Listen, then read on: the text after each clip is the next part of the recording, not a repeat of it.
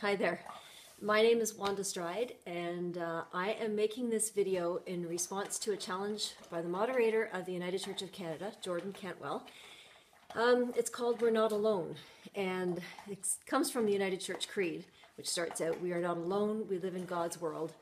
And I'm also doing this video in response to a young man in our presbytery, Morgan Bell, who challenged me to do this. And I actually am finally doing it because I made a commitment last week with a group of people that we would start sharing our stories more, because we're always afraid to do that. So here's my story, and it's kind of ironic that it's taken me until the 4th week of Lent to do this, because I can't find any time alone, and I was embarrassed to do this in front of other people. So there you go.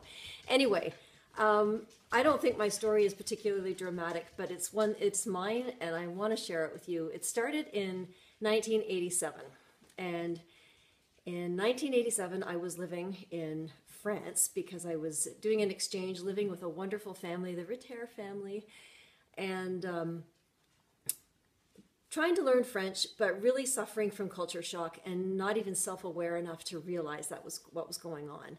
I had a tough time adjusting to life there. And February 14th, we went on an excursion and saw some absolutely stunningly beautiful places. And I came home, I knew the moon was full, and I decided I wanted to go for a walk and see the moon. So I walked up the hill from the house, and at that time it was all farmers' fields at the top of the hill. And I sat down under a tree, and there was the full moon at the edge of this field. You could see Mont Saint-Victoire in the distance. I know it was a really rough time. But anyway, I sat there, and all of a sudden the moon just overwhelmed me. I remember feeling completely overwhelmed and actually a little bit frightened. And I just went back home. But that feeling stayed with me, and it stayed with me for years. And so flash forward now till about 2002, 2003, I don't even remember the date. I think it was 2002. And I was filing the papers. I had been through discernment and filing the papers to become a minister in the United Church of Canada. And I was sitting at the fax machine at the church I was working at the time. The office was dark, it was late at night, and I had all the papers lined up and ready to go. I just had to press the green send button.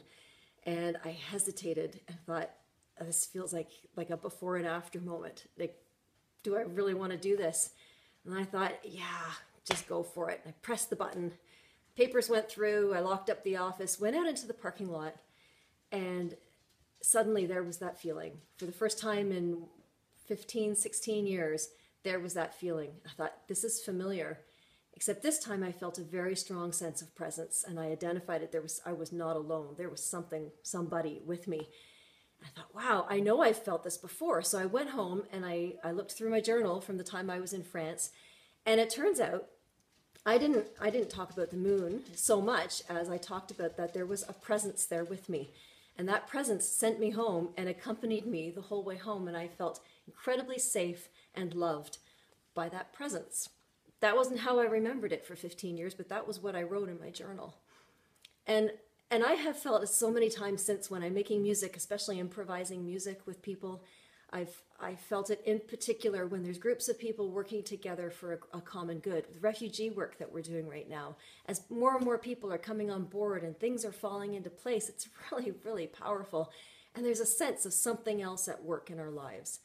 And the work that we're doing in partnership with El Salvador, I'm going to El Salvador in a week with a group of people from across the United Church of Canada. I have no idea why they want us there. I know they want experience from the Truth and Reconciliation Commission here. That's not me.